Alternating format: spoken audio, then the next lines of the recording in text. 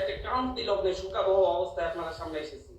আপনাদেরকে বলতে চাচ্ছি, আজকে জানাতে চাচ্ছি, ভেবেছিলাম জানাবো না, কিন্তু এখন জানাতে বাধ্য হচ্ছি। আমরা বৈষম্য বিরোধী ছাত্র আন্দোলনের পক্ষ থেকে স্পষ্ট ঘোষণা করতেছি, আগামী কালকে সারা দেশে প্রতিটা পাড়া মহল্লায় প্রতিটা জায়গায় বিক্ষোভ কর্মসূচি পালিত হবে। আর আগামী কালকে পরে পরশুদিন থেকে সর্বাত্মক অসহযোগ আন্দোলন পালিত হবে। সর্বাত্মক অসহযোগ, কোনো ট্যাক্স দেওয়া হবে না এই সরকারকে, এই সরকারের অফিসে দেওয়া হবে না, কেউ তার অফিসে যাবে না, কেউ তার সরকারি বেসরকারি সকল অফিস বন্ধ থাকবে, সচিবালয় বন্ধ থাকবে, এভরিথিং বন্ধ থাকবে। গণভবনে কোনো বাস গাড়ি ঢুকবে না, বঙ্গভবনে কোনো গাড়ি ঢুকবে না, এভরিথিং অফ থাকবে। এবং সরকারকে সর্বাত্মক অসহযোগিতা করা হবে। কেউ ট্যাক্স দিবে না, প্রয়োজন বিদ্যুৎ বিল দেওয়া যাবে না, গ্যাস বিল দেওয়া যাবে না, প্রয়োজন কাঠে রান্না করা হবে, প্রয়োজনে প্রত্যেকে প্রয়োজনে মোমবাতি জ্বালানো হবে। তারপরে যদি বিদ্যুৎ চলে যায়, যদি বিদ্যুৎ লাইন কেটে দেয়, তাহলে আপনারা প্রত্যেকে মোমবাতি ব্যবহার করার প্রয়োজনে। তারপরে এই সরকারকে কোনো সহযোগিতা করা হবে না, বসে থাকা যায় না। আমরা সারা দেশের ছাত্র নাগরিক অভিভাবক যে যে অবস্থানে আছেন, মা বোন প্রত্যেককে বলবো, আগামীকাল থেকে আপনারা প্রত্যেকে রাজপথে থাকবেন, প্রত্যেকে প্রতিটা বাড়ি থেকে রাজপথে থাকবেন। আপনারা কেউ ঘরে বসে থাকবেন না, এটা আপনাদের দায়বদ্ধতা। আপনাদেরকে বলতেছি, প্রতিটা লাশের রক্তের প্রতি আপনাদের দায়বদ্ধতা আছে, প্রতিটা শহীদের রক্তের প্রতি আপনাদের দায়বদ্ধতা আছে। আমি সারা দেশের প্রত্যেকটা নাগরিককে বলবো, আপনার যদি একটু লজ্জিত হন, আপনি যদি এই বিচার চান, আপনি যদি এদের বিরুদ্ধে দাঁড়াতে চান, আপনি ঘরে থাকতে পারেন না। আপনার প্রত্যেককে রাস্তায় নেমে আসতে হবে। প্রতিটা সিঙ্গেল মানুষকে আপনি প্রয়োজন আপনার বিল্ডিং এর নিচে এসে অবস্থান করুন, বিল্ডিং এর সবাই মিলে, বিল্ডিং কমিটির প্রতিটা ভবনের কমিটির আপনারা মিটিংটা করুন, মিটিং থেকে সিদ্ধান্ত নিন, সবাই একত্রিত হয়ে নামবেন। প্রতিটা মহল্লায় মহল্লায় আপনারা সিদ্ধান্ত নিন, আপনারা প্রত্যেকে একত্রিত হয়ে নামবেন, রাস্তায় থাকবেন। স্পষ্ট বার্তা, প্রত্যেকে নিজ নিজ অবস্থান থেকে নেমে আসবেন। প্রতিটা ঘর মহল্লা, প্রতিটা পাড়া, প্রত্যেকটা মানুষ আপনারা রাস্তায় নামবেন। কালকে সারা দেশে বিক্ষোভ মিছিল অনুষ্ঠিত হবে হত্যাকাণ্ডের বিরুদ্ধে। এবং পরশুদিন থেকে সর্বাত্মক অসহযোগ আন্দোলন চলবে। কোন ধরনের সহযোগিতা করা হবে না। প্রত্যেকটা দল, প্রত্যেকটা মতের মানুষকে বলবো, আপনারা সংগঠিতভাবে ঘোষণা দিন। প্রত্যেকটা দলকে বলবো, বিএনপি হোক, বাম হোক, ডান হোক, যত দল আছে প্রত্যেকটা দলের নেতৃত্ব আহ্বান। ধর্মভিত্তিক দল হলে ধর্মভিত্তিক দল, ডান দল হলে ডান দল, বাম দল হলে বাম দল, জাতীয় ঐক্য আমাদের প্রত্যেকে রাস্তায় নেমে আসবেন। প্রত্যেকে রাস্তায় নেমে ঐক্যবদ্ধভাবে আপনারা জানান দিবেন, এইটা বাংলাদেশে চলতে পারে না। পুলিশ বাহিনীকে বলবো, আর পুলিশ ছুটবেন না, দয়া করে আমরা আপনাদেরই সন্তান, আপনাদেরই ভাই, আপনাদেরই অনুজ। আমাদের আন্দোলন শান্তিপূর্ণ ছিল, শান্তিপূর্ণ থাকবে। প্রত্যেকটা নাগরিক প্রতিটা জায়গা থেকে তার নিজ নিজ অবস্থান থেকে সর্বোচ্চ সতর্কতা নিয়ে কালকে থেকে রাজপথে থাকবে। দেশবাসী আপনাদেরকে বলবো, ঐক্যবদ্ধভাবে রাজপথে নামুন। এবং কালকে বিক্ষোভ মিছিল পালিত হবে। পরশু দিন থেকে আমাদের সর্বাত্মক অসহযোগ আন্দোলন চলবে। আসসালামু আলাইকুম সম্মানিত ভিউয়ার্স, আপনারা শুনেছেন বৈষম্য বিরোধী ছাত্র আন্দোলনের নতুন কর্মসূচি। আগামীকালকে শনিবার দেশব্যাপী বিক্ষোভ এবং রবিবার থেকে তাদের অসহযোগ আন্দোলন। আজকে তাদের ছিল দেশব্যাপী গণমিছিল। আজকে সারা দেশে বৃষ্টির মধ্যে থেকে তারা ব্যাপকভাবে গণমিছিল সফল করেছে। দেশের বিভিন্ন জায়গায় আইন শৃঙ্খলা রক্ষাকারী বাহিনীর সাথে তাদের দাওয়া পাল্টা দেওয়া হয়েছে। আইন শৃঙ্খলা রক্ষাকারী বাহিনী বিভিন্ন জায়গায় বাধা দিয়েছে, টিয়ার সেল, গুলি নিক্ষেপ করেছে। তারপরেও সারা দেশে অভূতপূর্বভাবে তাদের এই গণমিছিল কর্মসূচি পালিত হয়েছে। স্কুল, কলেজ, বিশ্ববিদ্যালয়, কওমি মাদ্রাসা, আলিয়া মাদ্রাসা এবং সর্বস্তরের পেশাজীবী, অভিভাবক, শিক্ষক, সাংবাদিক, অভিনয় শিল্পী, তারকা শিল্পী সবাই এই আন্দোলনে শরিক হয়েছে। দেশের সর্বত্র আন্দোলন দানাবাঁধা বেঁধে উঠেছে। এখন এক দফায় দাবি চলে এসেছে। আপনারা নিশ্চয় শুনেছেন, তাদের তাদের দাবি এখন একটাই, এক দফা এই সরকারকে চলে যেতে হবে। যে সরকার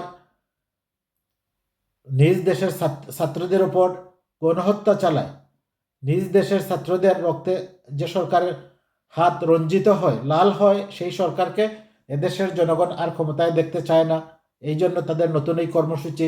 তারা শনিবার সারা দেশে বিক্ষোভ এবং রবিবার থেকে লাগাতার অসহযোগ আন্দোলনের কর্মসূচি দিয়েছে এবং দেশবাসীর কাছে অভিভাবক সমাজের কাছে, ছাত্র সমাজের কাছে, বিভিন্ন পেশাজীবী, এমনকি সরকারি বিভিন্ন বাহিনীর সদস্যদের প্রতি তারা আবেদন জানিয়েছে যে এদেশের ছাত্র সমাজ সকল বাহিনীরও সন্তান, সকল বাহিনীর অনুজ, এই হিসাবে তারা যেন আন্দোলন দমাতে গিয়ে বাড়াবাড়ি না করে, গুলি না করে, এই আহ্বানও বৈষম্য বিরোধী ছাত্র আন্দোলন জানিয়েছে। সম্মানিত ভিউয়ার্স, এই সব বিষয়ে কিছু কথা বলতে চাই।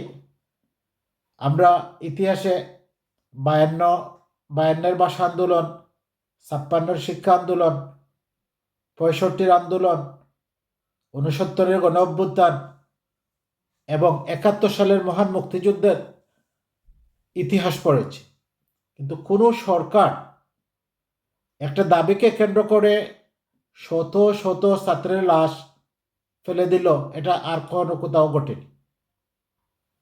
ব্যতিক্রমধর্মী এক সরকার যারা নিজ দেশের সাধারণ ছাত্রদের উপর যুদ্ধাস্ত্র, যুদ্ধের সরঞ্জাম, ট্যাঙ্ক ব্যবহার করে, হেলিকপ্টার থেকে গুলি করে, হেলিকপ্টার থেকে সাউন্ড গ্রেনেড, টিয়ার গ্যাস ছড়ে আন্দোলনকে দমানোর জন্য, ছাত্র সমাজকে দমানোর জন্য, এক নজিরবিহীন ইতিহাস। এই সরকার গত 15 বছর থেকে এক এক করে মানুষের সব অধিকার কেড়ে নিয়েছে। প্রথমে তারা ভোটার অধিকার কেড়ে নিয়েছে, মানুষের মত প্রকাশের অধিকার কেড়ে নিয়েছে, মানুষের রিজেক্ট কেড়ে নিয়েছে, খাদ্য, ব্যবসা বাণিজ্য, শেয়ার বাজার ধ্বংস করেছে, হাজার হাজার লক্ষ কোটি টাকা বিদেশে পাচার করেছে। এই সরকার কোথাও আইনের শাসন প্রতিষ্ঠিত হতে দেয়নি। সাংবিধানিক কোনো প্রতিষ্ঠানকে তারা সংবিধানের উপর স্টাবলিশ করতে দেয়নি। তারা বিচার বিভাগকে তাদের নিয়ন্ত্রণে নিয়ে এসেছে। আইন শৃঙ্খলা রক্ষাকারী বাহিনীকে এই সরকার তার দলীয় ক্যাডারের মতো ব্যবহার করছে এবং ব্যাংক খালি হয়ে গেছে, দেশের অর্থনীতি মুক্ত পড়ে গেছে, হাজার হাজার কোটি টাকা বিদেশে পাচার হচ্ছে এবং শেষে এই যে নৈরাজ্য, চাকরির ক্ষেত্রে নৈরাজ্য সর্বত্র, সাধারণ মেধাবী ছাত্রছাত্রীরা চাকরি পায় না। 15-20 লাখ টাকায় তৃতীয় চতুর্থ শ্রেণীর একটা চাকরি বিক্রি হয়, 15-20 লাখ টাকার বিনিময়ে চাকরি দেওয়া হয়। বিসিএসে, দেশের সর্বোচ্চ সুপিরিয়র এক্সামিনেশন, এই বিসিএসে প্রশ্নপত্র পাশ হয়, হাজার হাজার কোটি টাকা লেনদেন হয়। প্রধানমন্ত্রী তার নিজে বলেছেন তার বাসার পিয়ন 400 কোটি টাকার মালিক। প্রধানমন্ত্রী নিজে যদি স্বীকৃতি দেন তার বাসার পিয়ন 400 কোটি টাকার মালিক হয়, তাহলে তার বাসার দারোয়ানের কি অবস্থা, তার বাসার ড্রাইভারের কি অবস্থা, তার সেক্রেটারি, তার প্রেস সচিবের কি অবস্থা, তার বিভিন্ন কলাকৌশলের কি অবস্থা আপনারা অনুমান করতে পারেন। বেনজির হাজার হাজার কোটি টাকা দুর্নীতি করে বিদেশে চলে গেছে। আসাদুজ্জামান মিয়া, আপনার এনবিআর এর মতিউর রহমান, ছাগল মতিউর, হাজার হাজার কোটি টাকা দুর্নীতি করছে।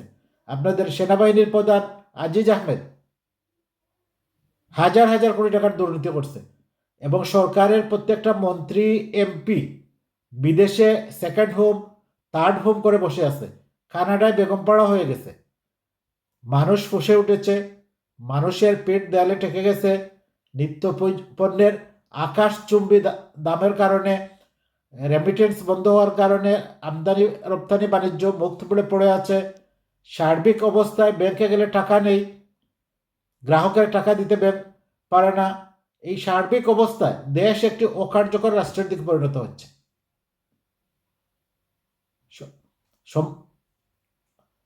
সারা দেশের সম্মানিত অভিভাবক সমাজ, পেশাজীবী সমাজ, শিল্পী সমাজ রাস্তায় নেমে এসেছে। এবার বোধহয় আর কোনো চলচাতুরিত কাজ হবে না, এবার তাকে যেতেই হবে। আমি আর ডামির নির্বাচন করে তিনটা নির্বাচন দেশের যুব সমাজ, দেশের ছাত্র সমাজ ভোট দিতে পারেনি। এখন যাদের বয়স 35, 36, 38, গত 3 নির্বাচনে তারা ভোট দিতে পারে নাই। তার মানে জন্মের পরে তারা জাতীয় নির্বাচনে কোনো ভোট দিতে পারেনি। 15 বছর যদি ভোট দিতে না পারে, 18 বছর বয়সে ভোটার হলো, 15 বছর ভোট দিতে পারলো না, 33 বছর তার হয়ে গেল, 33-34 বছর হয়ে গেছে। এদেশের যুব সমাজ, ছাত্র সমাজ ভোট দিতে পারেনি। জাতীয় নির্বাচনের বোর্ডকে তারা ভুলে গেছে, দেশের মানুষ ভোটদান প্রক্রিয়া ভুলে গেছে। জনগণের সরকার, নির্বাচিত সরকার, গণতন্ত্রের এই ধারণা আমরা বিশ্ববিদ্যালয় কলেজে পড়ে এসেছি, কিন্তু এই ধারণা বাংলাদেশে অকার্যকর হয়ে গেছে। সার্বিক পরিস্থিতিতে দেশের আইন শৃঙ্খলা রক্ষাকারী বাহিনী জনগণের কাতারে এসে দাঁড়াও। এই আমির সরকারকে, টাকা লুণ্ঠনকারী, হাজার হাজার কোটি টাকা পাচারকারী এই সরকারকে চলে যাওয়ার এখনই সময়। জনগণের সেন্টিমেন্ট বোঝার চেষ্টা করুন, আপনাদের ব্যর্থতা স্বীকার করে দেশের কাছে ক্ষমা প্রার্থনা করে আপনারা সরে যান। এটাই হচ্ছে দেশ এবং জাতির জন্য মঙ্গল। সবাই ভালো থাকবেন, সবার জন্য শুভকামনা। আল্লাহ হাফিজ।